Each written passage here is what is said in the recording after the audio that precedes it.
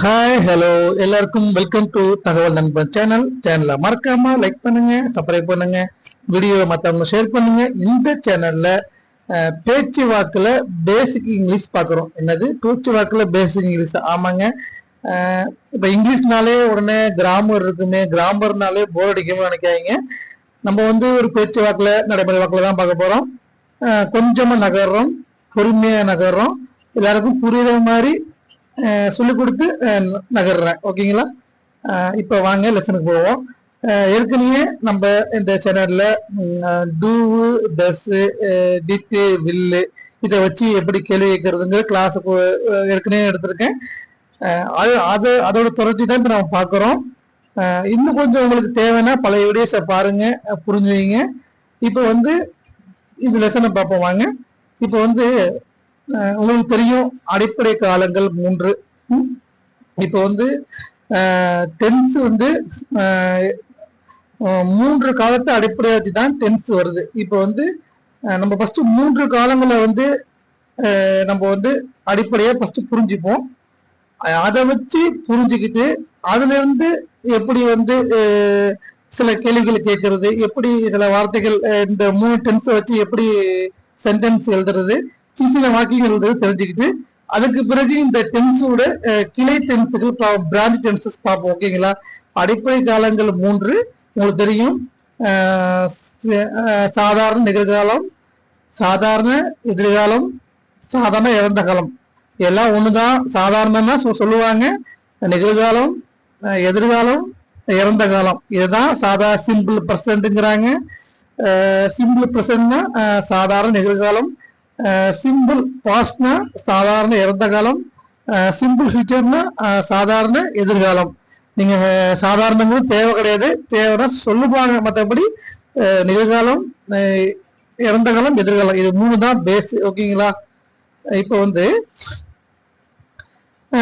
வந்து நான் ஒரு வாக்கியம் கொடுத்து அந்த வாக்கியத்துல சாதாரண நிகழ்காலம் தான் பார்க்க போறோம், பிரசன்ட் டென்ஸ் தான் பார்க்க போறோம். இந்த பிரசன்ட் டென்ஸ்ல இந்த வாக்கியத்தை உருவாக்கி இந்த வாக்கியத்துல வந்து அதுலயே கேள்வியா மாத்துறது எப்படி, ஒரு சாதாரண நிகழ்காலத்துல எப்படி எப்படிலாம் கேள்வியா மாத்தலாம் அப்படிங்கறத நம்ம பார்ப்போம். பாருங்க, சிம்பிள் ஒரு ஒரு ஒரு வாக்கியம் தான் நான் உருவாக்கி இருக்கேன். இப்ப பாருங்க, அவன் ஒரு கடிதம் எழுதுகிறான். அது எப்படி எழுதுவீங்க? அவனுங்கிறது உங்களுக்கு என்ன சொல்லுவீங்க? ஹீன்னு அவன். அப்ப இங்க வந்து என்னது வினைச்சொல் வந்து எழுதுறது. அப்ப இது என்ன காலம்? நிகழ்காலம். அப்ப எழுதுகிறான் நிகழ்காலமா? அப்ப வந்து ரைட் தான் வரும். ஏன் ரைட்ஸ் போடுறோம்னா, இப்ப வந்து சப்ஜெக்ட் வந்து ஹி, ஷி, இட் இந்த 3ல ஏதாச்சும் ஒண்ணு வந்தா வெறுப்போட எஸ் எடுத்துக்கணுங்க. புரியுதுங்களா? நிகழ்காலத்துல ஒரு ஹி, ஷீட்டோட சாதாரண நிகழ்காலமா இருந்தா அந்த வினைச்சொல்லோட எஸ் எடுத்துக்கணும். ரைட்ஸ், அதாவது ரைட்டோட எஸ் எடுத்திருக்கேன். He rights A letter. அப்பனா அவன் ஒரு கடிதம் எழுதுகிறான். உங்களுக்கு புரியுதுங்களா? சாதாரணமா ரெடி பண்ணிருக்கோம், அவன் ஒரு கடிதம் எழுதுகிறான். இது சாதாரண நிகழ்காலம். இதை வந்து எப்படி கேள்வியா மாத்துவீங்க? இது எப்படி எப்படி கேள்வி கேட்கலாம்? நீங்க யோசிச்சு பண்ணி பாருங்க. அவன் ஒரு கடிதம் எழுதுகிறானான்னு கேட்பீங்களா? இதை கேள்வியா மாத்தினா அவன் ஒரு கடிதம் எழுதுகிறானா? இதையே நிகழ்காலத்திலேயே நம்ம கேள்வி கேட்கிறோம். இந்த இதே காலத்துல தான் நம்ம சாதாரண நிகழ்காலம் தான் பாக்குறோம், அதுலயே கேள்வி ரெடி பண்றோம். அவன் ஒரு கடிதம் எழுதுகிறானா?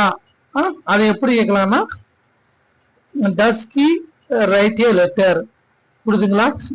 ஏன்னா ஏன் டஸ் போடுறோம் அப்பனா, சாதாரண நிகழ்காலம்னா டூவும் டஸ் தான் வரும். கேள்வி கேட்கிறப்ப நிகழ்காலத்துல நீங்க கேள்வி கேட்டீங்கன்னா டூ டஸ் யூஸ் பண்ணி கேட்கணும். ஓகேங்களா?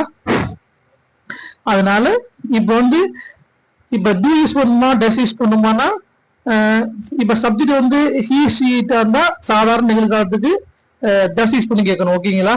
இதை பத்தி நல்லா டூ டஸ் தெரிஞ்சுக்கிறதுக்கு, டூ டஸ், டிட்டு, வில் எல்லாம் தெரிஞ்சுக்கிறதுக்கு எல்லாமே போட்டிருக்கு. அது பழைய வீடியோஸ்ல இருக்கு. நிகழ்காலம்னா நிகழ்கால கேள்வி எது கேட்டாலும் டூவும் டஸ் தான் வரும். சரிங்களா? இப்ப டஸ் ஹி ரைட் எ லெட்டர், அவன் ஒரு கடிதம் எழுதுகிறாரா. ஏன்னா இந்த இடத்துல டஸ் போட்டதுனால அந்த இடத்துல வந்து ரைட்ஸ் போட வேண்டியது, ரைட் போட்டா போதும். கேள்வி கேட்கிறப்ப டஸ் என்பது வந்ததுனால இந்த இடத்துல போய் ஹி ரைட்ஸ் போட தேவையில்லை. இங்க டஸ் வந்ததுனால டஸ் ஹி ரைட் எ லெட்டர், அவனும் கடிதம் எழுதுகிறானா. உங்களுக்கு புரியுதுங்களா?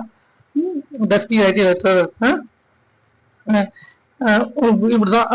இப்ப வந்து அவன் போகிறான்னா he goes,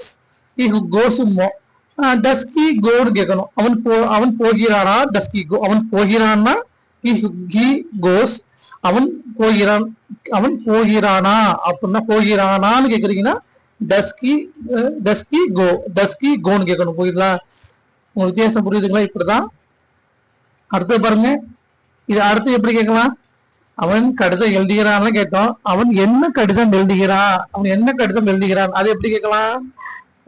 what does he write a letter, what does he write a letter. அப்ப வாட் என்ன, what does he write a letter அப்படியே முன்னாடி போட்ட வேண்டியதான். அந்த வார்த்தை தூக்கி முன்னாடி போட்ட வேண்டியதான். அவன் என்ன ஒரு கடிதம் எழுதுகிறான். உங்களுக்கு புரியுதுங்களா? இப்ப சாதாரணமா டஸ் ஹி ரைட் எ லெட்டர்னா அவன் கடிதம் எழுதுகிறானான்னு அர்த்தம். எஸ்ஆர் நோ பதில் சொல்லுவீங்க. அவன் என்ன ஒரு கடிதம் எழுதுகிறான்னு சொல்லணும்னா வாட்டு போட்டோம்னா இப்படி வந்துடும். சாதாரண கிட்ட அவன் கடிதம் எழுதுகிறானா அர்த்தம். டஸ்கி ரைட் எழுதுனா அவன் கடிதம் எழுதுகிறானா அர்த்தம். வாட்டு இப்படி சேர்த்தோம்னா அவன் என்ன ஒரு கடிதம் எழுதுகிறான் இப்படி வந்துடும். உங்களுக்கு புரியுதுங்களா? இப்படி வாட்டு போட்டீங்க, அவ்வளவுதான். அடுத்து எப்படி கேள்வி உருவாக்கலாம்? இந்த கேள்வியை வேற என்ன உருவாக்கலாம், எந்தெந்த வகையெல்லாம் நம்ம கொஸ்டின் உருவாக்கலாம் நான் முயற்சி பண்ணி கொஸ்டின் உருவாக்கியிருக்கேன். ஓகேங்களா? அப்புறம் அவன் யாருக்கு கடிதம் எழுதுகிறான், அவன் யாருக்கு. அப்ப இது எப்படி கேட்கலாம். அப்ப யாருக்குன்னா எப்படின்னா ஹூம்னா யாரு. அப்ப என்ன பண்ணும், டூனா இக்கு சொல்லி கொடுத்துருக்கேன் ஏற்கனவே. டூ வந்து இக்கு பெருச்சலோட டூ சேர்த்தோம்னா இக்கு வந்துடும். அப்ப டூ ஹூம்னா யாருக்கு, டூ யூனா உனக்கு, டூ யூனா உனக்கு, ஹிம்னா அவனை. அப்ப டூ ஹிம்னா அவனுக்கு. இதே மாதிரிதாங்க. இதே மாதிரி இக்கு வந்துடும். பெருச்சலோட டூ சேர்த்து இக்கு வந்துடும். இப்ப வந்து யாருக்கு கடிதம் எழுதுகிறார். அப்ப to whom does he write a letter, அவன் யாருக்கு கடிதம் எழுதுகிறான். டஸ் போட்டோம். இது வந்து நிகழ்கால கேள்வி, டஸ் போட்டுறோம். அவன் does he write a letter. நான் எஸ் சேர்த்திருக்கேன். டைப்பிங் மிஸ்டேக்ஸ்ல எஸ் வந்துருச்சு. Does he write a letter தான் வரும். ஓகேங்களா? அது எஸ் டைப்பிங் மிஸ்டேக்ல வந்துருச்சு. To whom does he write a letter, அவன் யாருக்கு கடிதம் எழுதுகிறான். ஓகேங்களா? அந்த எஸ் வராது இந்த இடத்துல. அடுத்தது உங்களுக்கு புரிஞ்சுச்சா? அவன் யாருக்கு கடிதம் ஒரு கடிதம் எழுதுகிறான். ஓகேங்களா? இந்த ஒரு முடி வரும். அவன் யாருக்கு ஒரு கடிதம் எழுதுகிறான்னு கேட்கணும். To whom does he write a letter. உங்களுக்கு புரிஞ்சிருக்கும்னு நினைக்கிறேன். அவன் எப்பொழுது கடிதம் எழுதுகிறான். அடுத்து எப்பொழுது கடிதம் எழுதுகிறான். வென்னா எப்பொழுது. அப்ப வென்னு போட்டுருணும். அந்த டஸ்கி லெட்டர் அப்படி சேர்த்துருந்தான். வென் டஸ்கி ரைட் லெட்டர், அவன் எப்பொழுது கடிதம் எழுதுகிறான். இந்த குஸ்டி மார்க் விட்ட பாருங்க, டைப்பிங் மிஸ்டேக் மிஸ் ஆயிட்டு இந்த இதுல குஸ்டி மார்க் வந்துடும் கடைசியில. அவன் எப்பொழுது கடிதம் எழுதுகிறான். When does he write letter, when does he write letter, அவன் எப்பொழுது கடிதம் எழுதுகிறான். அவ்வளவுதான். ஏற்கனவே இந்த வெண்ணை பத்தி நல்லா பழைய வீடியோஸ் போட்டிருக்கேன். உங்களுக்கு புரியாதவங்க பாருங்க. அடுத்து பாருங்க, அவன் எனக்கு கடிதம் எழுதுகிறானா. இப்ப எனக்கு உனக்கு. அப்ப எனக்கு நீனா என்னை. அப்ப டூ மீனா எனக்கு வந்துடும். இக்கு நீ எனக்கு. அப்ப டூ மீ. என்னை நீனா என்னை, டூ மீனா எனக்கு, டூ யூனா உனக்கு, தெம்னா அவர்களை, டூ தெம்னா அவர்களுக்கு, இக்கு. அப்ப இக்கு வந்து உங்களுக்கு புரியுதுங்களா? இப்போ அவன் எனக்கு ஒரு கடிதம் எழுதுகிறானா. Does he write letter to me. இப்ப எனக்கு அப்ப வந்து எனக்கு கடிதம் எழுதி எல்லாமே நிகழ்கால கேள்விங்க. நிகழ்காலத்துல தான் பார்த்துக்கிட்டு இருக்கோம். எழுதுகிறானா, அவன் எனக்கு கடிதம் எழுதுகிறானா. Does he write letter to me, எனக்கு டு மீ எனக்கு. அவன் எழுதுகிறானா, does he write letter to me. உங்களுக்கு இது ஒரு கேள்வி. அடுத்து பாருங்க, அவன் என்ன கடிதம் எனக்கு எழுதுகிறான். அதேதான், என்ன கடிதம். ஆனா வாட் வந்து என்ன கடிதம், அவன் என்ன கடிதம் எனக்கு எழுதுகிறான். அப்ப வாட் சேர்த்துக்க வேண்டியதான். What does he write letter to me. முன்னாடி வாட்டை போட்டு விட்டுருங்க. என்னன்னா வாட் தானே. What does he write letter to me. உங்களுக்கு புரியுதுங்களா, என்ன கடிதம் எழுதுகிறான். அடுத்தது பாருங்க, அடுத்த கேள்வி எப்படி உருவாக்கி இருக்கேன் பாருங்க. எல்லாமே நிகழ்கால கேள்வி தான், நீங்க யோசனை பண்ண வேணாம். ஓகேங்களா. அவன் உனக்கு கடிதம் எழுதுகிறானா. அவன் உனக்கு கடிதம் எழுதி, இது நிகழ்கால கேள்வி தான். அவன் உனக்கு கடிதம் எழுதுகிறானா. அப்ப உனக்குனா டு யூ, உனக்குனா டு யூ. அப்ப யூனா நீங்கிறோம், நீ அப்படின்னா அப்ப டு யூனா உனக்கு. அப்ப டு ஹிம்னா அவனே, டு ஹிம்னா அவனுக்கு. இதே மாதிரிதான் இக்கு பேச்சோடு யூ வந்தா இக்கு வந்துடும். அப்ப அவன் உனக்கு கடிதம் எழுதுகிறானா, இது நிகழ்கால கேள்வி. அப்ப டஸ் he write a letter to you, does he write a letter to you. புரியுதுங்களா. உனக்கு, அவன் உனக்கு கடிதம், அவன் ஹி, டஸ் ஹி, அந்த இடத்துல சப்ஜெக்ட் அவன், எழுதுறது வந்து ரைட்டு, என்ன லெட்டர் கடிதம் எழுதுறான் யாருக்கு, உனக்கு, அவன் டு யூ. அப்ப கேள்விங்கிறதுனால அவன்கிறதுனால டஸ் இஸ் போடுறோம், நிகழ்கால கேள்வி டஸ் இஸ் போடுறோம். அவன் உனக்கு டஸ் he write letter to you. புரியுதுங்களா. அடுத்து பாருங்க, அவன் அவளுக்கு கடிதம் எழுதுகிறானா. அவன் அவளுக்கு கடிதம் எழுதுகிறானா. அவன் எழுதுறானா அவளுக்கு. அப்ப அப்ப என்ன சொன்ன, டூ ஹர்னா அவளுக்கு, ஹர்னா அவளை, டூ ஹர்னா அவளுக்கு. அப்ப நிகழ்கால கேள்வி, இது நிகழ்கால கேள்விதான். Does he write letter to her. அதேதான், does he write letter to her. அப்ப அவளுக்கு டூ ஹர் போட்டேன், ஹி ரைட் லெட்டர் மூடி எழுதிட்டு பிரசன்ட் டென்ஸ் நிகழ்கால கேள்வி does he write letter to her, does he write letter to her. உங்களுக்கு புரிஞ்சுக்கலாம். அடுத்து, அவன் எப்பொழுது அவளுக்கு கடிதம் எழுதுகிறான். அவன் எப்பொழுது அவன் எப்பொழுது அவளுக்கு கடிதம் எழுதுகிறான். இதே கேள்விதான் எப்பொழுது, பழைய கேள்வியில எப்பொழுது வந்துட்டு, இப்போ முன்னாடி வெண்ணு சேர்த்துட்டு வேண்டியதான். எப்பொழுதுனா வெண்ணு. When does he write letter to her. இந்த இடத்துல to when does he write letter to her, to her miss ஆயிட்டுங்க. When does he write letter to ஹர்னு வரும். ஓகேங்களா. When does he write letter to her. உங்களுக்கு புரியுதுங்களா. அவன் அவன் அவளுக்கு எப்பொழுது கடிதம் எழுதுகிறான். When does he write letter to her. சரிங்களா. ஏற்கனவே வந்து இதை பத்தி தான் டூ, டஸ், டிட்டு, வில்லு, ஷல்ல பத்தி வீடியோ போட்டிருக்கோம். இப்போ வந்து சாதாரண நிகழ்காலத்தை தான் பார்த்துருக்கோம்.